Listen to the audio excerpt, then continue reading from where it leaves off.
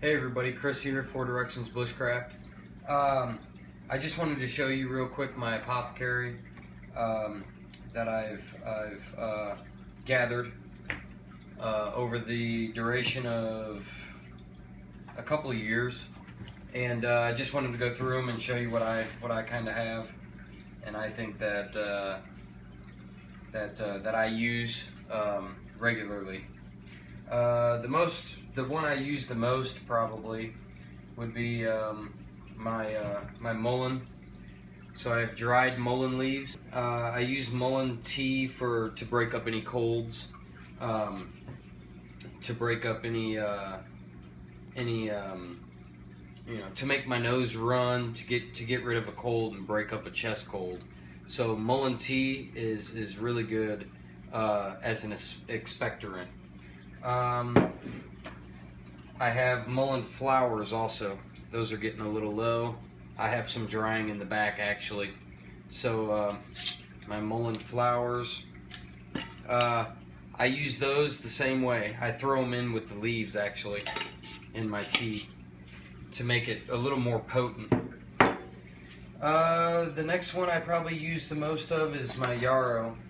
So I have yarrow leaves and the flowers dried up in here, and you can use yarrow for many different things. I did a video on yarrow, so be sure to look at that, and also look them up for yourselves before you start using them.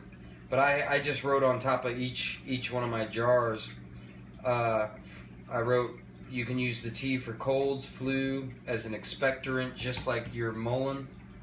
And analgesic, so as a pain reliever, and it stops bleeding. It reduces fevers as well as a tea. So the other one is I use white sage a lot. This I picked up from South Dakota. White sage. We're actually making some white sage tea. Right here, and we're just steeping that. You don't want to bring your herbs to a boil because you'll actually hurt the medicinal value if you boil it and overheat your herbs. So white sage tea. White sage tea is good for, and I again wrote it up here. Oops, I just wiped it off. Stomach aches, pain reliever, and diarrhea. So that's good. I have yellow dock root. Yellow dock root, I just dried it out as well, and I just julienned it up actually and dried it out. Yellow dock root is a good blood purifier in small doses. You don't want to cook up like all of this, just one little julienne piece at a time. Because it will cause a stomach ache in high dosages. So yellow dock. Red cedar berries. Red cedar berries I've actually used as a seasoning out in the woods.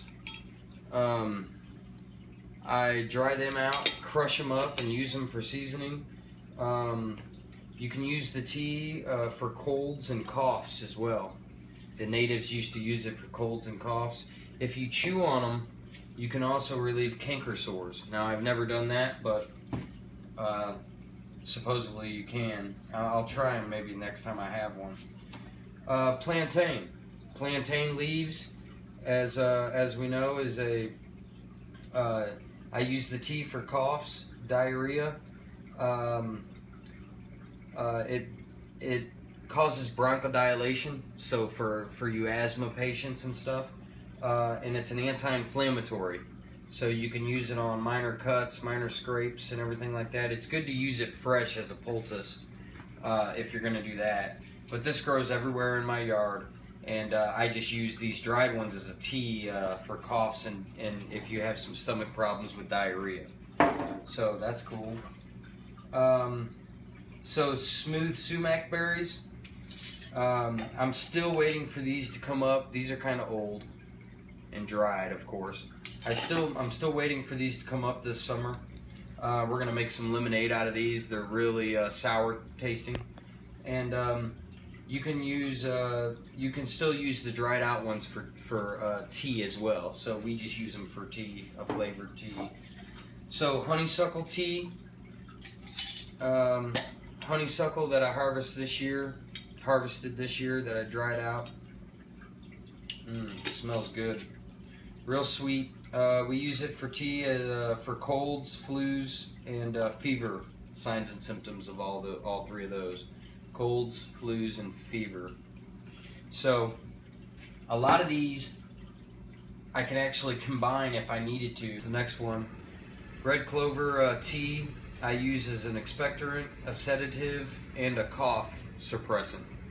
So again, like my honeysuckle, colds, fever, flu. My mullein I can use as an expectorant. Well, these are also an expectorant. So sometimes I'll mix just a couple of these red clovers in my mullein, just for an extra kick, and it adds a little flowery, taste to it, a potpourri type taste. It's pretty good. It's not too bad. Mullein alone is really green. You almost want to add honey to it. So I did a video on that as well. Check that out. So anyway, wood nettle. Wood nettle is really good by itself, just as a tea. It's a detoxifying agent, and it also has vitamins A, C, and a lot of iron in it. Again, wood nettle is great for many different things. Cordage as well. So wood nettle, always good. Any sort of nettle. It doesn't have to be the wood nettle. It can be the normal stinging nettle. Stinging nettle teas. It's all over on YouTube, so look those up. Last but not least, white clover tea. White clover tea I also use for colds and coughs and fever. And you can also sprinkle this on top of your foods as a flour, kind of like a flour substitute. So you just crush these up, put them on your rice, which is really, really good. So anyway, I just was messing around with my apothecary, and I wanted to show you guys kind of what I use, my main herbs. I'm gonna add to this. I have a couple more that I want to get. I want to get some bone set that I found, and I want to do a video on bone set as well. It's good for fever reducing, as you guys know, and there's a couple other herbs that I want to locate and find. Wild mustard, a couple other ones. But until I find those and add them, I'll see you guys on the next one, and I'll do those here soon, hopefully. And thanks for your views, your comments, and support, and we'll see you guys on the next one. Take care out there. Have fun.